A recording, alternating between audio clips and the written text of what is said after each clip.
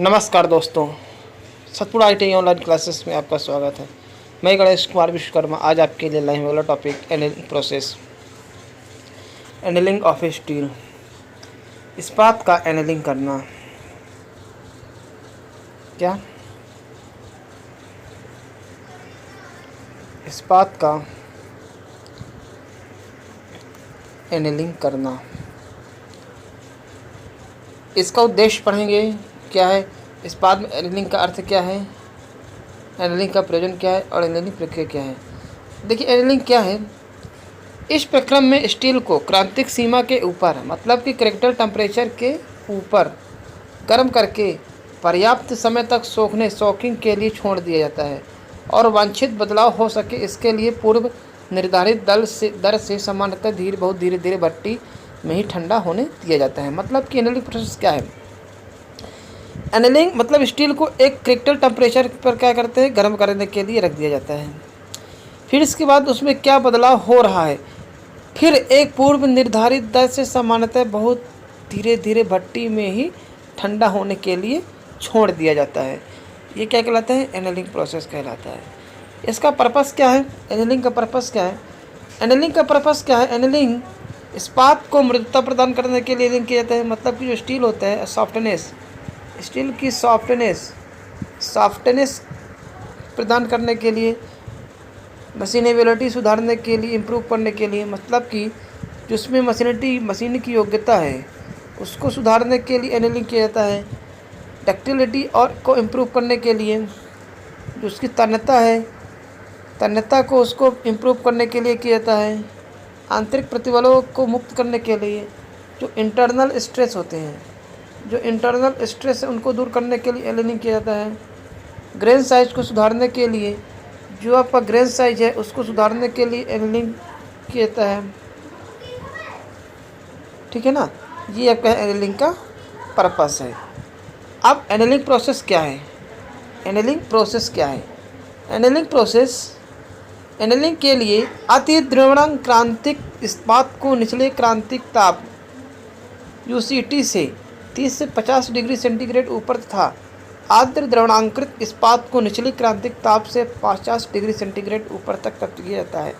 मतलब annealing process क्या है।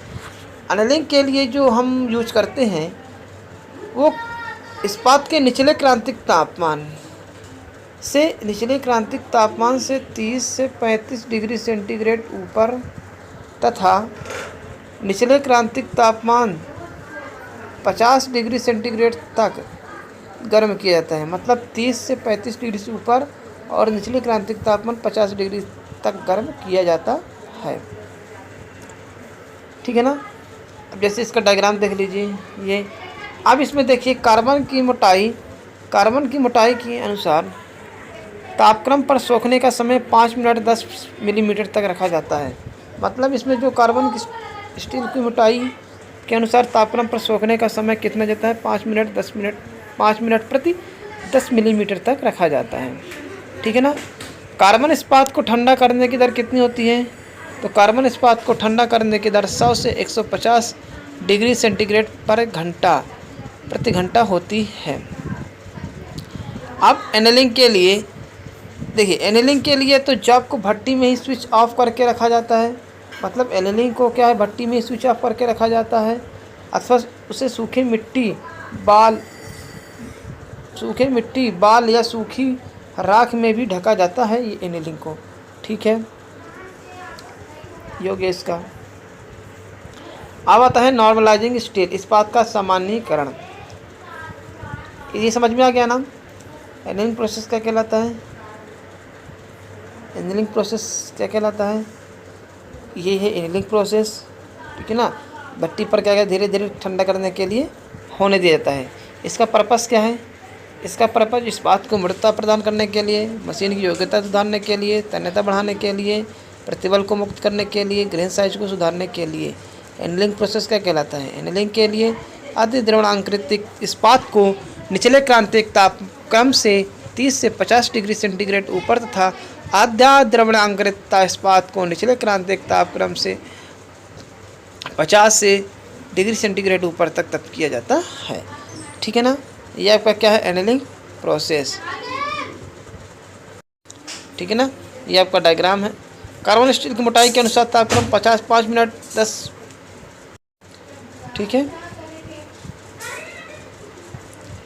ये इसका प्रोसेस है एनीलिंग का।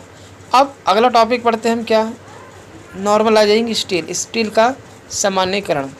स्टील का सामान्यीकरण क्या है, इसमें हम क्या देखेंगे स्टील सामान्यीकरण में, इस्पात का सामान्यीकरण, इसका उद्देश्य देखेंगे क्या है, इस्पात के सामान्यीकरण का अर्थ क्या है, इसकी प्रक्रिया का वर्णन करते हैं और सावधानी जानकारियाँ हम पढ़ते हैं। इस्पात का सामान्यीकरण, ठीक है, इस्पात के अवयवों की संरचना का शोधन करने अथवा उसके आंतरिक दोषों को दूर करने के लिए इस प्रक्रिया का सामान्यीकरण कहा जाता है। मतलब कि इस्पात के अवयव, जो इस्पात के कंपोनेंट हैं, उसकी स्ट्रक्चर का शोधन करने तथा आंतरिक दोषों को दूर करने के लिए, मतलब स्टील की आंतरिक दोषों को दूर करने के लिए क्या करते हैं, सामान्यीकरण, ये क्या करते हैं, सामान्यीकरण करते हैं, मतलब नॉर्मलाइजेशन करते हैं।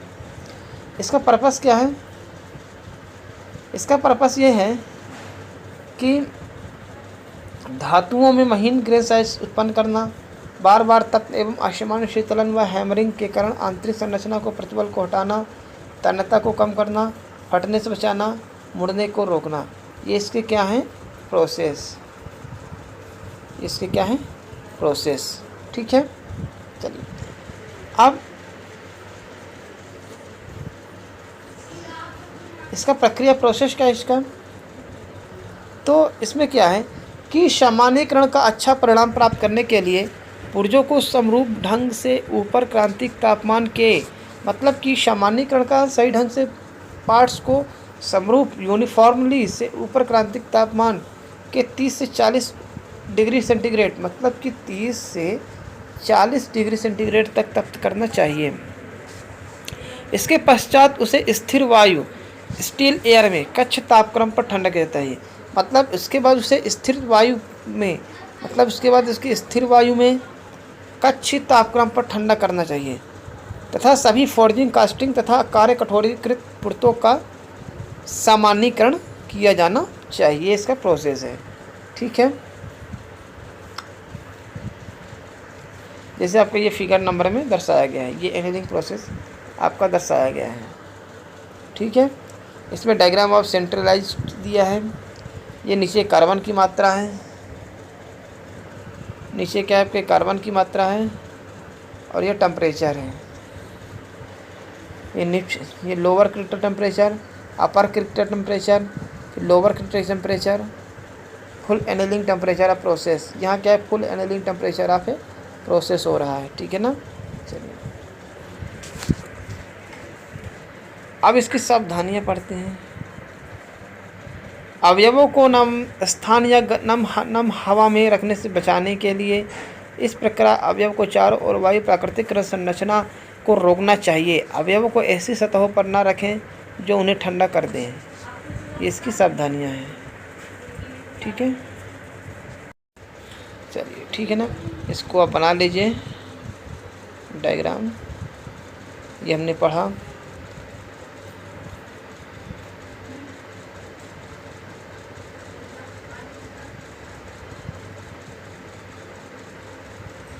एनीलिंग प्रोसेस, नॉर्मलाइजेशन स्टील, ठीक है, ये इसका पर्पस क्या है, एनीलिंग के उद्देश्य, एनीलिंग इस्पात का एनीलीकरण। अभी पढ़ते हैं आज, जो भी प्रॉब्लम होगी कमेंट बॉक्स पर कमेंट करिएगा, चैनल को लाइक एंड सब्सक्राइब करिएगा, चैनल को लाइक एंड सब्सक्राइब करिएगा। धन्यवाद।